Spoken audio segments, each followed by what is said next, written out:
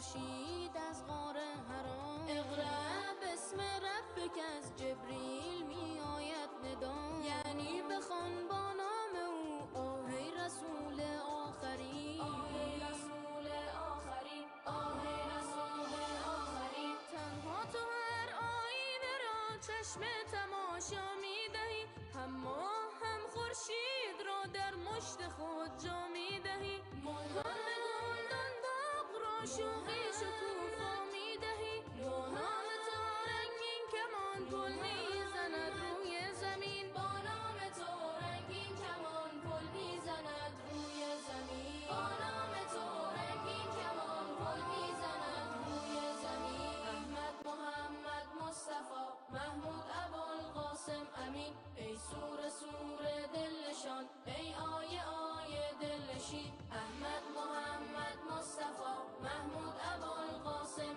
امین، ای سور سور دلنشان، ای آیه آیه دلنشین. با لهجه باران خدا با تو تکلم می کند، دریا به دریا دل بده، دنیا تلاطم می کند. خود را تمام آسمان در چشم تو گم می کند، ای سر به زیر سر بلند، ای با ملائک هم نشین.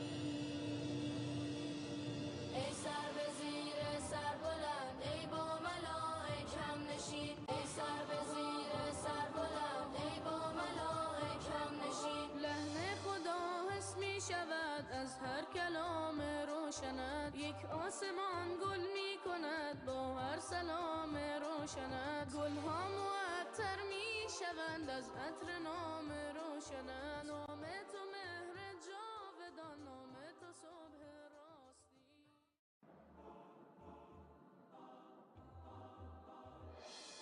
احمد محمد مصطفی محمود ابوالقاسم امین، ای سور سور دلنشان، ای آیه آیه دلنشین. احمد محمد مصطفی محمود ابوالقاسم امین، ای سور سور دلنشان، ای آیه آیه دلنشین. آخر به پایان میرسد دلتنگی پروانه ها، وقتی نمایان می شود خورشید از غار حرا. اقرأ باسم ربک از جبریل می آید ندا، یعنی بخوان با نام او آه رسول آخرین، آه رسول آخرین، آه رسول آخرین. تنها تو هر آینه را چشم تماشا می دهی، هم ماه هم خورشید را در مشت خود جا می دهی. مرغان گلدان باغ را شوقی شکوفا می دهی، با نام تو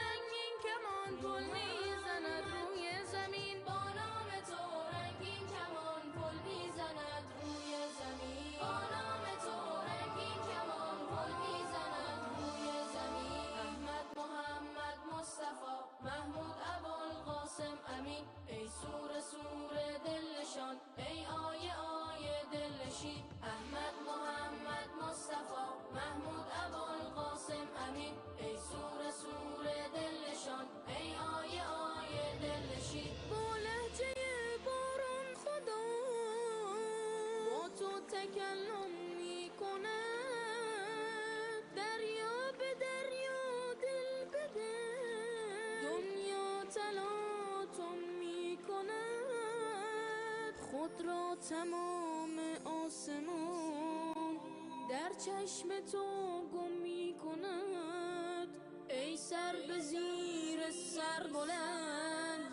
ای با ملائک هم نشین. ای سر به زیر سر بلند، ای با ملائک هم نشین، ای سر به زیر سر بلند، ای با ملائک هم نشین. لحن خدا حس می شود از هر کلام روشنت، یک آسمان